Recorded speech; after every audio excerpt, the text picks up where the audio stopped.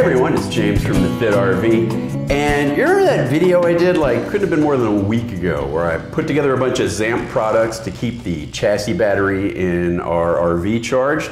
Well, I'm actually here at Zamp, and I've been talking with Aaron, and he's telling me there's a better way to do this, and so we're going to wind up redoing that video. Is that correct? That's correct. So we're talking about replacing the charge controller here, right? We are.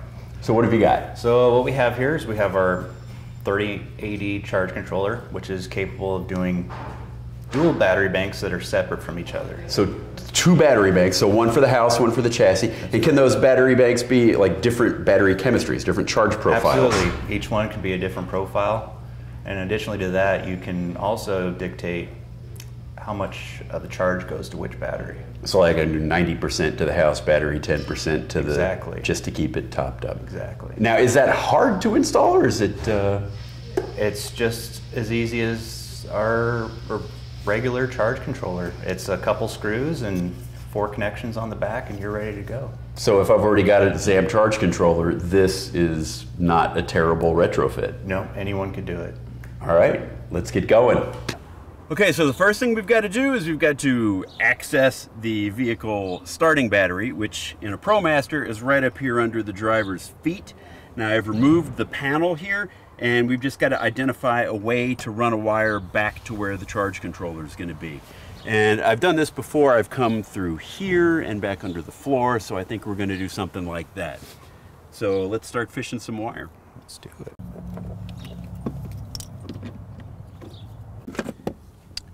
So this battery bank already has bus bar connections on the battery bank with open spots, so it'll be real simple just to bring our additional harness that we're going to need and just attach it right onto the battery. And will we need to fuse that? Our harnesses always come with their own fuses on them, independent of what's in your vehicle. They're a self-resetting breaker, so really no maintenance involved with them. It's so we don't need to access that? No. Cool. All right. So this looks like chaos right now, but really it's just so we can run a wire back to where the charge controller is, from the charge controller to the battery. So we've got a wiring harness that's all ready to go. We've actually been able to fish through, so the hard part's done. Yep, we got all the wire ran, so now what we're going to do is we're going to pull off the charge controller, finish running this wire up to where the new charge controller is going to be. Then we'll disconnect it, make our new connections, and should be done. Right on. You guys must have a sidewall port, huh? Yes. All right. Oh, you stay well on this side. Just stay away from those connections there. And this is really just going by feel. Yeah, unfortunately, without completely disassembling all the shelves in the pantry, and yeah, we want to try to avoid this that is our option. So now we're gonna start pulling off the terminals from the old charge controller, and we'll just go one by one. And I always like to just go ahead and tape off all the connections just to be safe. Okay. You can never really be too safe when it comes to electricity, so right on. So we'll do it one at a time, take it nice and slow, and make sure we do everything the right way. Get everything torqued down appropriately. Yeah, absolutely. Do we need to add any fuses or anything like that in here? I know you said there's one in this harness, the new one that we just ran, and this, I'm assuming, is fused on the roof. And well, depending on how the manufacturer did it, it will already have its own fusing at some point. The additional wire harness, like you said, already has its own fuse, so there's no additional fusing that you need to install. Perfect. Let's do it.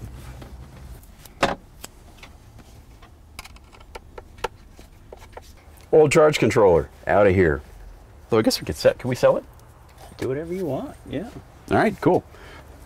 So there is one negative terminal on the back. All the negatives are bound together, and so what we're doing here is we are stripping the wire, and we're going to make one big negative connection out of all the negative wires that were on the old solar controller, plus the new wire from the chassis battery.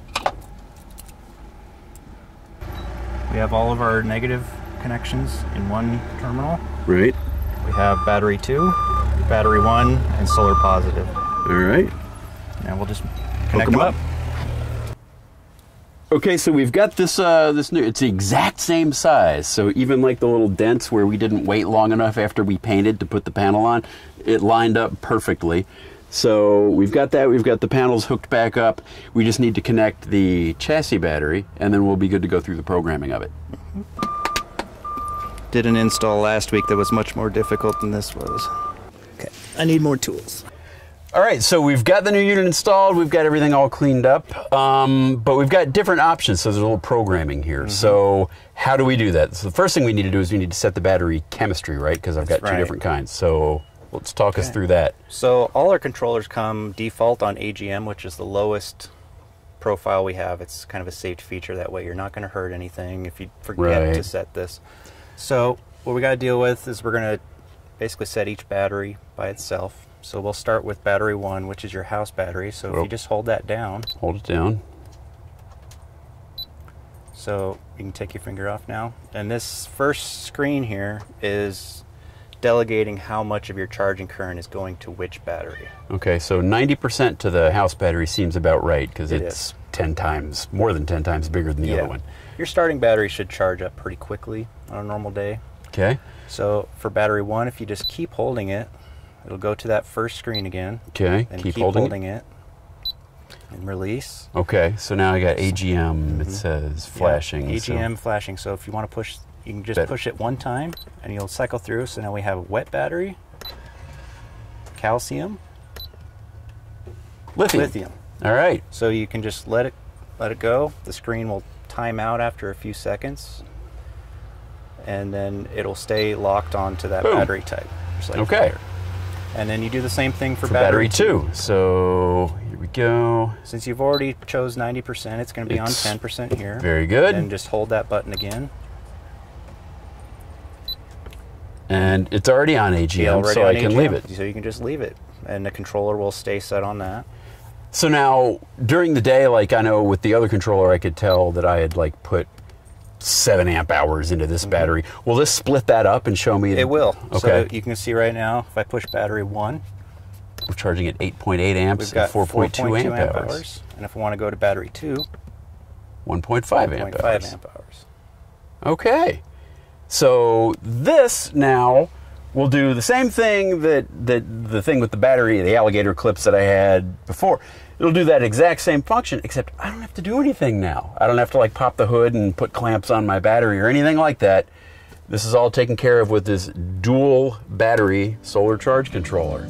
So, all right, Aaron, thanks, man. I appreciate it. Appreciate the help. And that's going to do it for this one. We'll see you later. Bye now.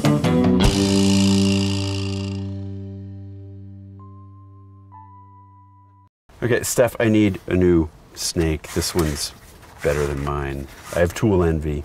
It tucks itself in. I don't have to jab at it with a screwdriver.